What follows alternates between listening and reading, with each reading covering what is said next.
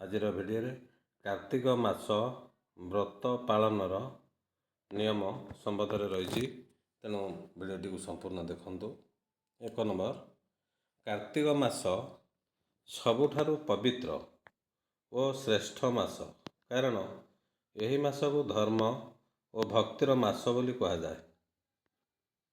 2 number, Kartik ମାସରେ ବିଷ୍ଣୁ, ଶିବ, ତୁଳସୀ ଓ ଗଙ୍ଗାଙ୍କ ପୂଜା କଲେ ଅନେକ ଗୁଣ ଫଳ ମିଳିଥାଏ।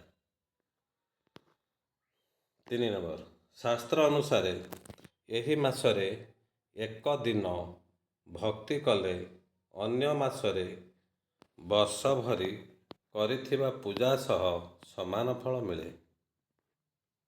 4 ନମ୍ବର, ଆମ୍ଭେମାନେ ପ୍ରତିଦିନ ଜାଣତରେ ହେଉ ବା ଅଜାଣତରେ ହେଉ କିଛି ନା କିଛି ପାପ କରିଥାଉ, ତେଣୁ ଏହି କାର୍ତ୍ତିକ ମାସରେ ପୁଣ୍ୟ ଅର୍ଜନ କରିବା ଉଚିତ। 5 ନମ୍ବର, କାର୍ତ୍ତିକ ମାସର ବ୍ରତକୁ କାର୍ତ୍ତିକ ବ୍ରତ, ତୁଳସୀ ବ୍ରତ, ରାଧା ଦାମୋଦର ବ୍ରତ, ମୋକ୍ଷ ବ୍ରତ କୁହାଯାଏ। ଏହି କାର୍ତ୍ତିକ ମାସରେ ଶ୍ରୀକୃଷ୍ଣଙ୍କର ବାଲ୍ୟ ଦାମୋଦର ଲୀଳା ହୋଇଥିଲା। ଏହି ମାସରେ ଗୋବର୍ଦ୍ଧନ ପୂଜା, ରାଧାକୁଣ୍ଡ, ଶ୍ୟାମାକୁଣ୍ଡ, ଗୋପାଷ୍ଟମୀ, ବଉଳାଷ୍ଟମୀ, ଅଁଳା ନବମୀ, ଯେକି ରାଧାପାଦ ଦର୍ଶନ, ତୁଳସୀ ଶାଳଗ୍ରାମଙ୍କ ବିବାହ ଏହି କାର୍ତ୍ତିକ ମାସରେ ହୋଇଥିଲା। ତେଣୁ କାର୍ତ୍ତିକ ମାସ ସବୁଠାରୁ ପୁଣ୍ୟ ମାସ।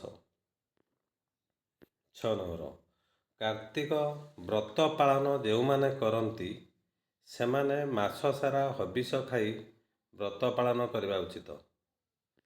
7 ନମ୍ବର, ଯେଉଁମାନେ ମାସ ସାରା ବ୍ରତ ପାଳନ କରନ୍ତି ନାହିଁ ସେମାନେ ମାସର ଶେଷ 5 ଦିନ ବା ପଞ୍ଚୁକ ବ୍ରତ ପାଳନ କରିବା ଉଚିତ। 8 ନମ୍ବର, କାର୍ତ୍ତିକ ମାସରେ ଯେଉଁମାନେ ବ୍ରତ ପାଳନ କରୁଛନ୍ତି ସେମାନେ ମାସ ସାରା ଆମିଷ, ପିଆଜ, ରସୁଣ, ବାଇଗଣ, ମସୁର ଡାଲି, କୋଳଥ ଡାଲି, ଲାଉ, ପାଣି କଖାରୁ, ବାସି ଖାଦ୍ୟ, ପିତା ଖାଦ୍ୟ, ପୋଡ଼ା, ଅନ୍ୟ ଘରେ ରୋଷେଇ ହୋଇଥିବା ଖାଦ୍ୟ ଖାଇବା ଉଚିତ ନୁହେଁ। 9 ନମ୍ବର, ଯେଉଁମାନେ ବ୍ରତ ପାଳନ କରନ୍ତି ଶାଗ ମଧ୍ୟରେ କେବଳ ଅଗସ୍ତି ଶାଗ ଖାଇପାରିବେ, ଅନ୍ୟ କୌଣସି ଶାଗ ଖାଇବା ଉଚିତ ନୁହେଁ। 10 ନମ୍ବର, ଯେଉଁମାନେ ବ୍ରତ ପାଳନ କରନ୍ତି ସେମାନେ ହବିଷ ଡାଲମାରେ ମୁଗ ଡାଲି, ଧଳା କନ୍ଦମୂଳ, ଛୋଟ ସାରୁ, କଦଳୀ, ଖମ୍ବ ଆଳୁ ମିଶାଇ ଡାଲମା କରିପାରିବେ। 11 ନମ୍ବର, ଯେଉଁମାନେ ବ୍ରତ ପାଳନ କରନ୍ତି ସେମାନେ ସକାଳୁ ବ୍ରହ୍ମ ମୁହୂର୍ତ୍ତରେ ଅର୍ଥାତ୍ 4ଟାରୁ 4:30 ଭିତରେ ଉଠି ଗାଧୋଇବା ଉଚିତ। ଗାଧୋଇବା ସମୟରେ ଗଙ୍ଗା ମାତାଙ୍କୁ ସ୍ମରଣ କରି ଗାଧୋଇବା ଉଚିତ। 12 ନମ୍ବର, ଯେଉଁମାନେ ମାସ ସାରା ବ୍ରତ ପାଳନ କରନ୍ତି ନାହିଁ ସେମାନେ ମାସର ଶେଷ 5 ଦିନ ଯେ କି ପଞ୍ଚୁକରେ ଭୋର ସକାଳୁ ବ୍ରହ୍ମ ମୁହୂର୍ତ୍ତରେ ଅର୍ଥାତ୍ 4ଟାରୁ 4:30 ଭିତରେ ଉଠି ଗାଧୋଇବା ଉଚିତ।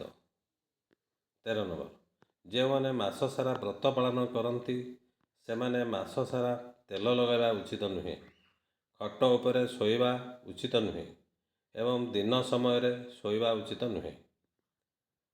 14 ନମ୍ବର, ବ୍ରତଧାରୀମାନେ କେବେ ମିଛ କହିବା, ଅନ୍ୟ କାହାକୁ ଅପମାନ କରିବା ଏବଂ ଅନ୍ୟ କାହା ସହିତ ଝଗଡ଼ା କରିବା ଉଚିତ ନୁହେଁ।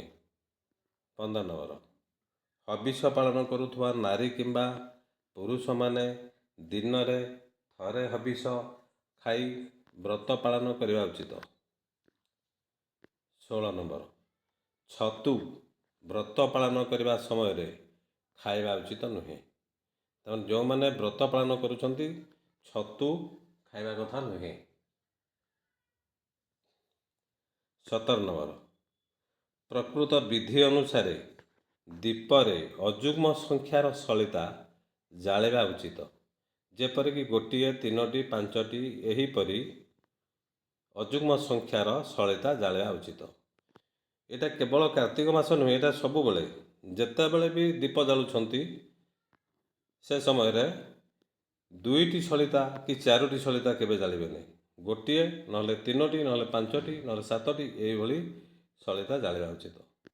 18 ନମ୍ବର, ବ୍ରତଧାରୀମାନେ ଏହିସବୁ ନିୟମ ଅନୁସାରେ ବ୍ରତ ପାଳନ କଲେ ଅଶେଷ ପୁଣ୍ୟଫଳ ମିଳିଥାଏ। ଭିଡ଼ିଓଟିକୁ ସମ୍ପୂର୍ଣ୍ଣ ଦେଖନ୍ତୁ। ଭିଡ଼ିଓଟିକୁ ଲାଇକ୍, ସେୟାର, କମେଣ୍ଟ ଏବଂ ସବସ୍କ୍ରାଇବ୍ କରିବା ପାଇଁ ଅନୁରୋଧ।